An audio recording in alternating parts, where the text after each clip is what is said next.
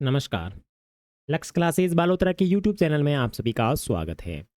प्यारे विद्यार्थियों, अपन कक्षा 7 के इतिहास विषय के अंदर क्लास टेस्ट के आंसर शीट की बातचीत करने वाले, अर्थात उत्तरमाला की बात करने वाले हैं, आपके चौथे अध्याय के टेस्ट के उत्तरों की। ठीक है, तो मैंने आपकी चौथे अध्याय तक सारी क्लास की वीडियो अपने लक्ष्य क्लासेस बालोतरा के यूट्यूब चैनल की प्लेलिस्ट लक्ष्य क्या नाम है, क्लास 7th इतिहास के अंदर डाली हुई, तो वहाँ से आप पूरी वीडियो देखिए, टेस्ट दीजिए और उसके बाद में इस आंसर शीट को देखिए। तो चलो, ओके। सबसे पहले अपन आंसर देख लेते हैं इनके। मुगल साम्राज्य, चौथा अध्याय, टेस्ट। आंसर देखो। हाँ, बाबर ने जब राज्य का उत्तराधिकार प्राप्त किया तो उसकी आयु क्या थी? तो 12 वर्ष उसकी आयु थी। बाबर का बेटा हुमायूं था और मुगल साम्राज्य में प्रांतों को सूबा कहा जाता था। ठीक है, उसके बाद में तीसरी प्रश्न तक सारे कंप्लीट हो गए। उम्मीद करता हूँ आपने सारे सही किए होंगे। और उसके बाद में चौथा देख, तो रिक्त स्थान की पूर्ति करो। चंगेज खान से जुड़ी हुई स्मृतियाँ सैकड़ों व्यक्तियों के नरसंहार से संबंधित थी। ठीक है ना, इसके अंदर जो आपका आंसर सही होगा वो होगा नरसंहार। चौथा प्रश्न, नरसंहार।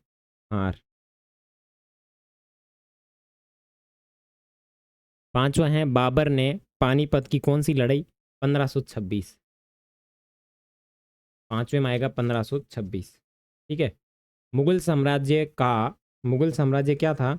मुगल साम्राज्य का प्रशासन, जो आपका छठा प्रश्न है, छठे प्रश्न का क्या आंसर है? प्रशासन सूबों, प्रशासन सूबों में बांटा गया था। अकबर के सलाहकार अबुल फजल ने सुलह ए कुल, जो सातवां प्रश्न है उसका आंसर है सुलह ए कुल। ठीक है, उसके बाद में देखो रिक्त स्थान की पूर्ति करो। इसमें देखो किस तरीके से प्रश्न है। ये तो हो गया रिक्त स्थान की। और उसके बाद में 8वें प्रश्न से देखो कि मुगल दो महान वंशजों के थे, तो यस, इट्स राइट। वित्तीय अधिकारी सूबादार कहलाता था? नहीं। मुगलों के कुलीन वर्ग के हाथों में बहुत धन संसाधन थे? यस। और जहांगीर और शाहजहां ने कुल के सुलह एक कुल के सिद्धांत को अपनाया? तो यस, ये राइट है। उसके बाद में मिलान करो के अंदर देखो, सूबेदार जो था वो आपका एक प्रकार का अपन गवर्नर कह सकते हैं। शाहजहाँ आपकी जहांगीर से हो जाएगी। राजपूत राठौड़ जो है वो आपके राठौड़ जो है वो मेवाड़ में चले जाएंगे। सिसोदिया जो है वो मारवाड़ में आ जाएंगे। और मंगोल जो है वो एक प्रकार के उज्बेक में चले जाएंगे। और मनसब जो है वो एक प्रकार का पद है। ठीक है, कोई दिक्कत? आगे देखो, प्रश्न संख्या 13। मुगल काल में वित्तीय अधिकारी क्या कहलाते थे? तो देखो, प्रश्न संख्या 13, तो वित्तीय अधिकारी कहलाते थे आपके दीवान। ठीक है, उसके बाद में प्रश्न संख्या 14 का आंसर, मुगल काल में सूबे प्रशासन को किस नाम से जाना जाता था? तो वो कहलाते थे सूबेदार। सूबेदार। मुगल सम्राट और मनसबदार अपनी आय का बड़ा हिस्सा किस पर खर्च करते थे? तो मैं इसका आंसर आपको बोल के बता देता हूँ। अकबर के अभिजात और बड़ी सेनाओं का संचालन करने के लिए खर्च करते थे। ठीक है, उसके बाद में मुगल काल में मनसबदार शब्द का प्रयोग किसके लिए किया जाता था? तो मैं आंसर डायरेक्ट बोल ही रहा हूँ।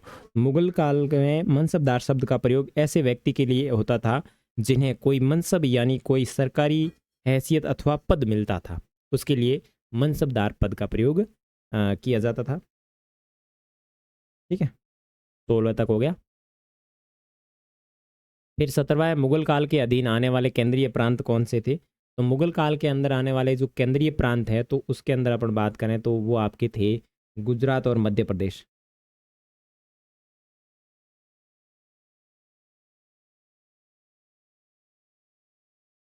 गुजरात प्लस मध्य प्रदेश।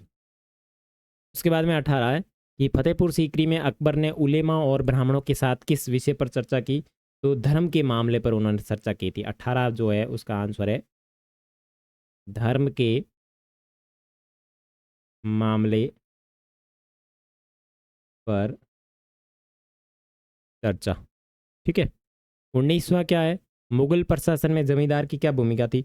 तो मुगल प्रशासन के अंदर जो जमींदार था वो था कर वसूलने का कार्य करता था, टैक्स वसूलना और प्रशासन नियंत्रण करना, जमींदार व्यवस्था, प्रशासन नियंत्रण करना, वो सारी चीज़ें।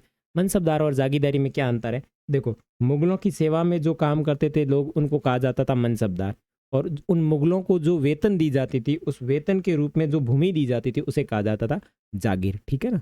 मुगलों ने स्वयं को मंगोलों की अपेक्षा तैमूर के वंशज होने पर बल क्यों दिया, क्योंकि मुगल ये मानते थे कि हम तैमूर के वंशज इसलिए हैं क्योंकि उसने 1391 ईस्वी में दिल्ली के ऊपर कब्जा किया था, और इसलिए वो अपने आप को तैमूर का वंशज मानने पर अपने आप को गौरव महसूस करते थे। ठीक है ना। भू राजस्व से प्राप्त होने वाली आय मुगल साम्राज्य के स्थायित्व के लिए कहाँ तक जरूरी थी। तो देखो मुगल साम्राज्य में जितने भी जो पदाधिकारी जो होते थे, मनसबदार, जो उनकी सेनाएं होती थी और जो प्रशासन होता था, उसको नियंत्रण रखने के लिए उसके लिए आय यानी भू राजस्व लिया जाता था। ठीक है ना। मुगलों के द्वारा केवल तुरानी या ईरानी ही नहीं बल्कि विभिन्न पृष्ठभूमि के मनसबदारों की नियुक्ति क्यों महत्वपूर्ण थी, क्योंकि मुगल साम्राज्य के अंदर दिल्ली सल्तनत का विस्तार होता है और इसी विस्तार के कारण अलग अलग क्षेत्रों के मनसबदारों की जरूरत पड़ रही थी, क्योंकि उस जमाने में मनसबदारी थे प्रशासन नियंत्रण करने का काम। उसके बाद में 24वां क्वेश्चन है, शासन प्रशासन संबंधित अकबर के विचारों के निर्माण में धार्मिक विद्वानों से होने वाली चर्चाएं कितनी महत्वपूर्ण थी।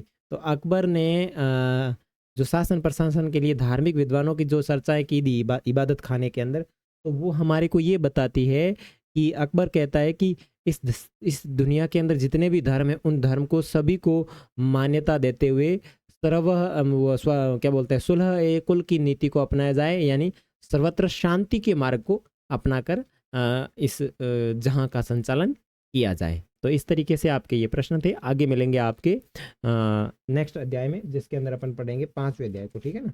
तब तक के लिए बाय बाय।